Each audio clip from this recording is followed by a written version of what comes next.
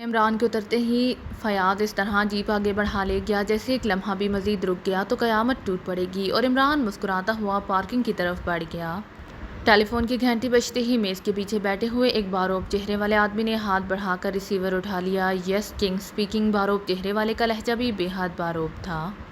میں اسلم بول رہا ہوں جناب، ایک اہم خبر ہے آپ کے لیے۔ دوسری طرف سے ایک منمناتی سی آواز سنائی دی۔ بولو کیا خبر ہے؟ اس باروب چہرے والے نے اسی طرح باروب لہجے میں کہا۔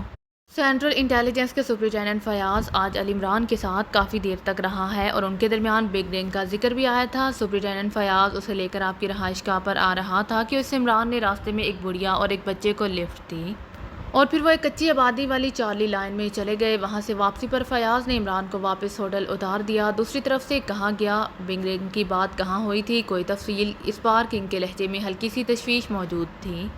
اور دوسری طرف سے اسلم نے ہوٹل میں عمران کے جانے اور پھر ہوٹل سے نکلنے تک کی پوری تفصیل بتا دی۔ اس کے بعد بگ رنگ کے بارے میں کوئی ڈسکشن؟ کنگ نے پوچھا۔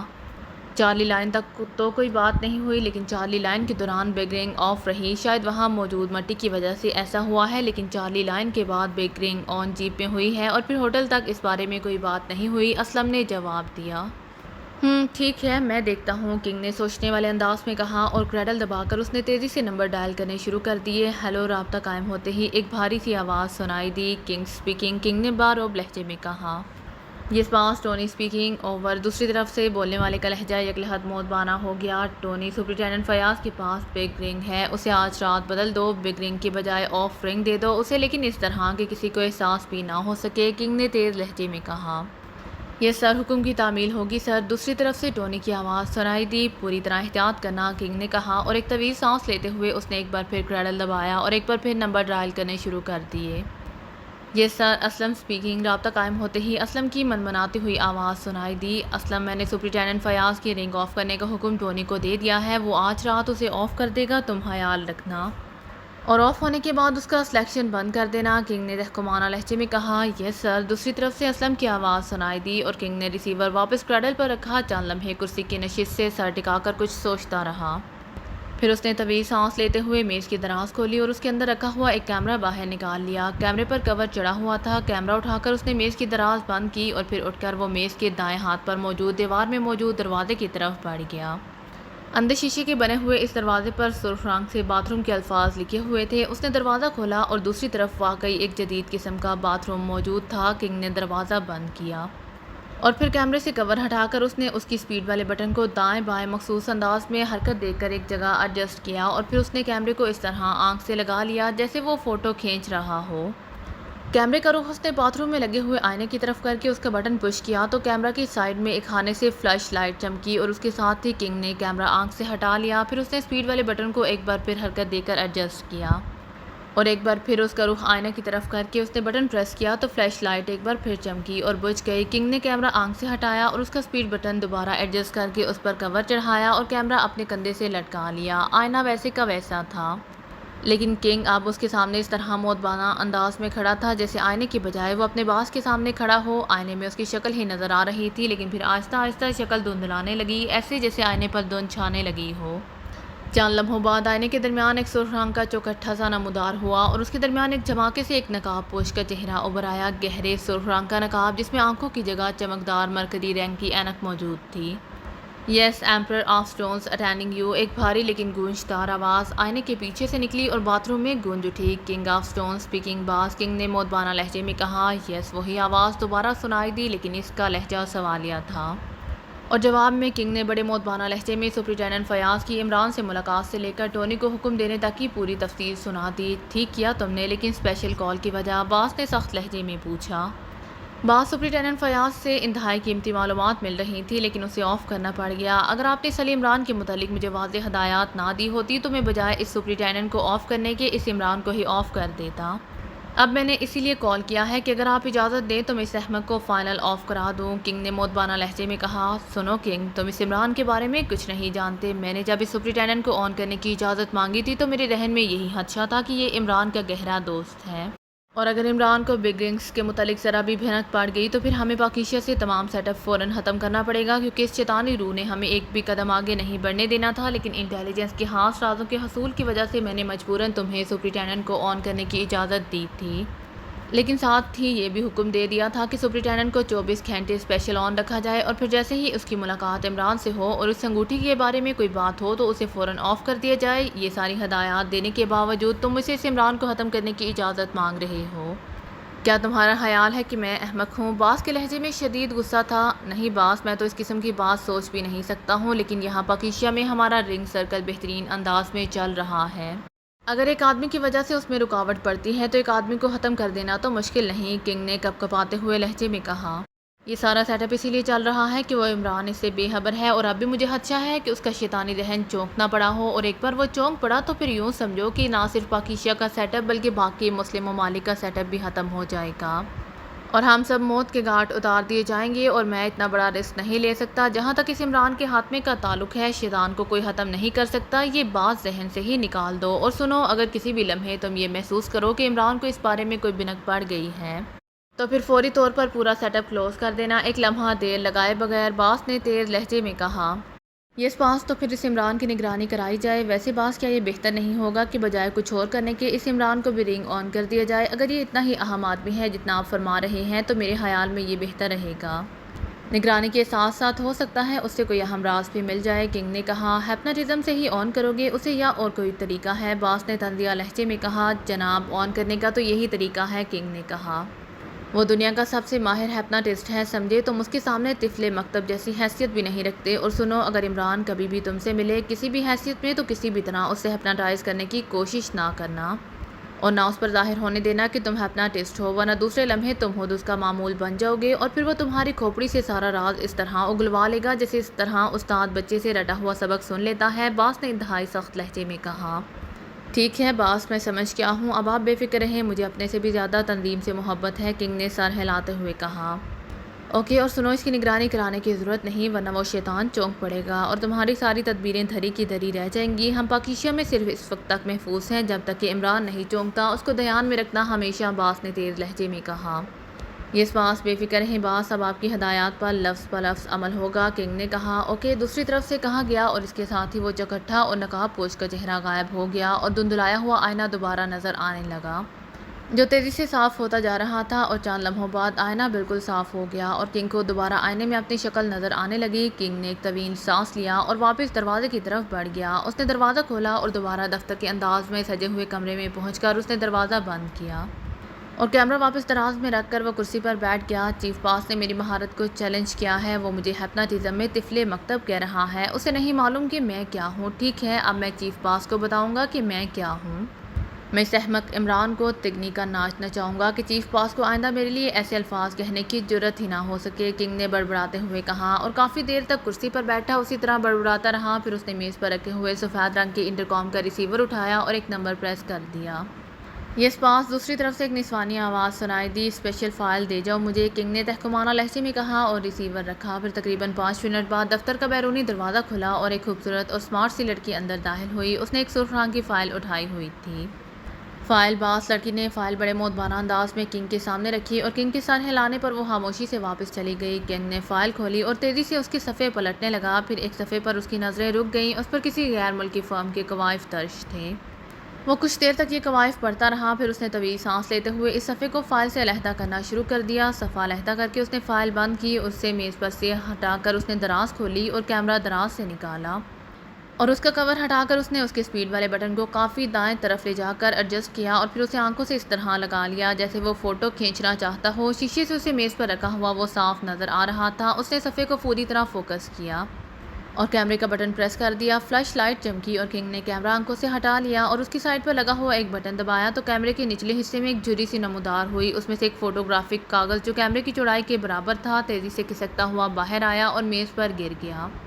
یہ کاغذ 6x7 انچ سائز کا تھا اور بالکل سفید تھا۔ کنگ نے کیمرہ بند کیا اور اسے دراز میں ڈال دیا۔ اس کے ساتھ ہی اس نے ایک سائڈ پر رکھا ہوا بڑا سا پیڈ اٹھایا اور جیب سے قلم نکال کر اس پوزیشن میں بیٹھ گیا جیسے وہ پیڈ پر کچھ لکھنا چاہتا ہو۔ اس کی نظریں کیمرے سے نکلے ہوئے اس کاغذ پر جمی ہوئی تھی جو بالکل سفید نظر آ رہا تھا، لیکن چند لمحوں بعد اس پر نیلے رنگ کے باریک باریک لفظ ابھرنے لگتے اور دیکھتے ہی دیکھتے سارا کاغذ نیلے رنگ کے حروف سے بھر گیا۔ اس کے ساتھ ہی کنگ کا قلم تیزی سے پیڈ پر حرکت کرنے لگا۔ وہ ان لکھے لفظوں کو دیکھ دیکھ کر انتہائی تیز رفتاری سے پیڈ پر لکھے جا رہا تھا۔ زیادہ سے زیادہ 10 سیکنڈ بعد یکلہت لکھے الفاظ غائب ہو گئے۔ کاغذ کی سطح ایک لمحے کے لیے سفید ہوئی، مگر دوسرے لمحے اس پر سیاہ رنگ کے حروف ابھر آئے اور کنگ کا قلم ایک بار پھر چلنے لگا۔ وہ مسلسل اور تیزی سے لکھے جا رہا تھا، پیڈ کے کاغذ تیزی سے بھرتے جا رہے تھے۔ سیاہ رنگ کے الفاظ کچھ دیر تک نظر آتے رہے، پھر بھی وہ نیلے الفاظ کی طرح یکلہت غائب ہو گئے اور کاغذ ایک بار پھر سفید نظر آنے لگ گیا۔ کنگ نے طویل سانس لیتے ہوئے قلم واپس قلمدان کے ہولڈر میں لگایا اور سفید کاغذ اٹھا کر اس نے اسے مروڑا اور میز کی سائڈ پہ موجود ردی کی ٹوکری میں پھینک دیا، اور اس کے بعد اس نے پیڈ کے کاغذات کو ترتیب دیا اور اطمینان سے انہیں پڑھنا شروع کر دیا۔ جب سارے کاغذات اس نے پڑھ لیے تو ایک طویل سانس لے کر وہ اٹھا۔ اس نے ان کاغذات کو اکٹھا کیا اور باتھ روم کے دروازے کی طرف بڑھ گیا۔ باتھ روم میں پہنچ کر اس نے جیب سے لائٹر نکالا اور ان کاغذات کو آگ لگا دی۔ جب سارے کاغذات پوری طرح جل گئے تو اس نے پانی کھول کر راکھ کو واش بیسن میں بہا دیا اور پانی بند کر کے وہ واپس دفتر میں آیا۔ اس نے میز پر موجود ہی کاغذ اٹھایا جس پر غیر ملکی فرم کے کوائف لکھے ہوئے تھے اور اسے دوبارہ فائل میں لگا دیا۔ فائل مکمل کر کے اس نے انٹرکام کا ریسیور اٹھایا اور نمبر پریس کیا۔ یس باس، دوسری طرف سے وہی نسوانی آواز سنائی دی۔ فائل لے جاؤ، باس نے کہا اور ریسیور رکھ دیا۔ چند لمحوں بعد دروازہ کھلا اور نوجوان لڑکی جو شاید اس کی لیڈی سیکرٹری تھی اندر داخل ہوئی۔ اس نے بڑے مؤدبانہ انداز میں فائل اٹھائی اور واپس دروازے کی طرف بڑھ گئی۔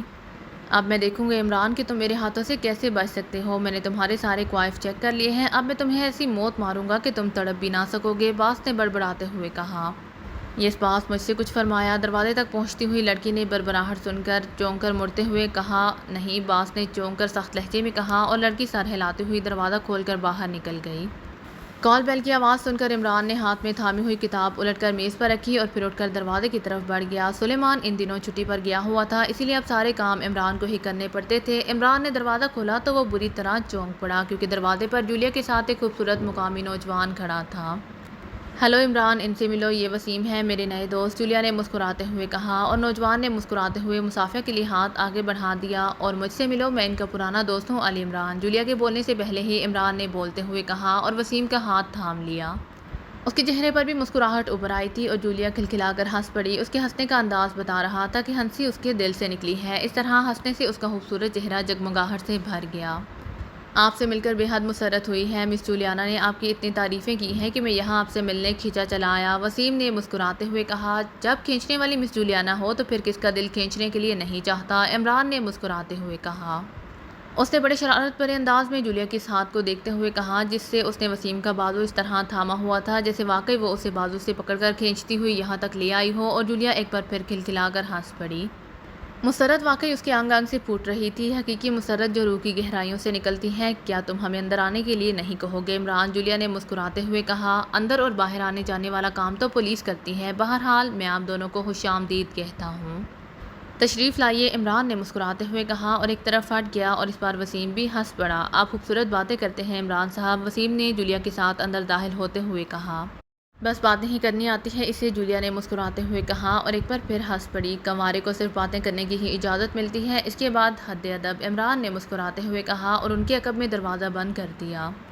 وہ کہاں ہے تمہارا باورچی سلیمان، اسے کہو کوئی خاص چیز بنائے وسیم صاحب کے لیے۔ وسیم تم کیا پسند کرو گے، اسنیکس ہیں؟ ڈرائنگ روم میں داخل ہوتے ہی جولیا نے ادھر ادھر دیکھتے ہوئے کہا۔ اس کا انداز بڑا لاڈ بھرا سا تھا اور وہ وسیم کا نام لیتے ہوئے اس طرح بول رہی تھی جیسے وسیم کا نام لینے سے ہی اس کی دل کی کلی کھل اٹھی ہو۔ سلیمان اپنی ہونے والی ساس کی پہلی سالگرہ منانے گیا ہوا ہے، اور ویسے بھی اگر وہ ہوتا تو اس سے کیا خاص چیز بننی تھی، یہی مونگ کی دال، اور مونگ کی دال کھانے والا پرانا ہو جاتا ہے، عمران نے مسکراتے ہوئے کہا۔ اور رہنے دیجیے عمران صاحب، ابھی ہم دونوں کیفے نشاط سے ہی اٹھ کر آ رہے ہیں، وسیم نے مسکراتے ہوئے کہا اور ایک صوفے پر بیٹھ گیا۔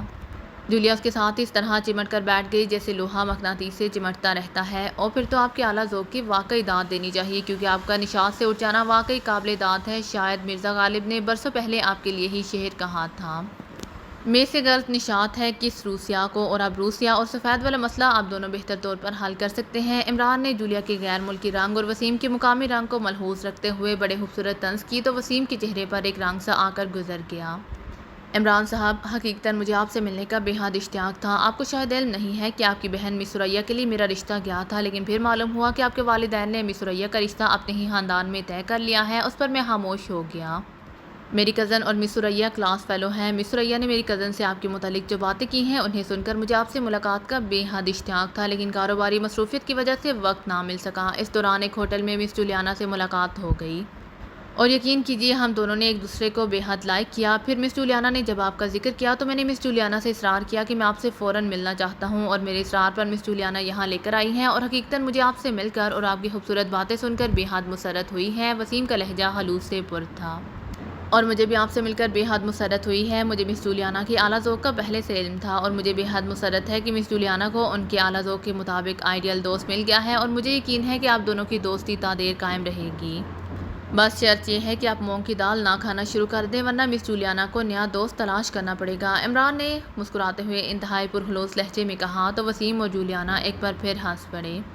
آپ بار بار مونگ کی دال کا ذکر کر رہے ہیں، کیا اس کے پس منظر میں کوئی خاص بات ہے؟ وسیم نے ہنستے ہوئے کہا، پس منظر کیا ہونا ہے، بیکار آدمی مونگ کی دال ہی کھا سکتا ہے، باربیکیو کھانے سے تو رہا۔ جولیا نے منہ بناتے ہوئے کہا، باربیکیو یعنی بھنا ہوا گوشت، یہ تو بس تہذیبی تکلیف ہے، ورنہ جب ہمارے آباء و اجداد کچا گوشت کھاتے تھے تو انہیں مونگ کی دال کھانے کی ضرورت ہی نہیں پڑتی تھی، کیوں مسٹر وسیم؟ عمران نے مسکراتے ہوئے وسیم سے مخاطب ہو کر کہا تو وسیم ایک بار پھر ہنس پڑا۔ سوری عمران صاحب، اب تو بھون کر ہی کھانا پڑے گا، اب کچا نہیں کھایا جا سکتا، وسیم نے ہنستے ہوئے کہا، اور عمران اس کی ذہانت پر مسکرا دیا، کیونکہ اس کے جواب سے ظاہر تھا کہ وہ عمران کی انتہائی گہری اور لطیف بات کو اچھی طرح سمجھ گیا ہے۔ تو پھر میری طرح مونگ کی دال کھانے کے لیے تیار رہنا، اس بھون کے چکر میں تو سارا مسئلہ پرانا ہو جاتا ہے۔ بہرحال آپ نے اپنا پورا تعارف نہیں کرایا۔ عمران نے جولیا کا منہ ٹیڑھا ہوتے دیکھ کر موضوع بدلتے ہوئے کہا، کیونکہ اب جولیا اتنی احمق تو بہرحال نہیں تھی کہ وہ عمران کا ذومانی فکرہ ہی نہ سمجھ سکتی۔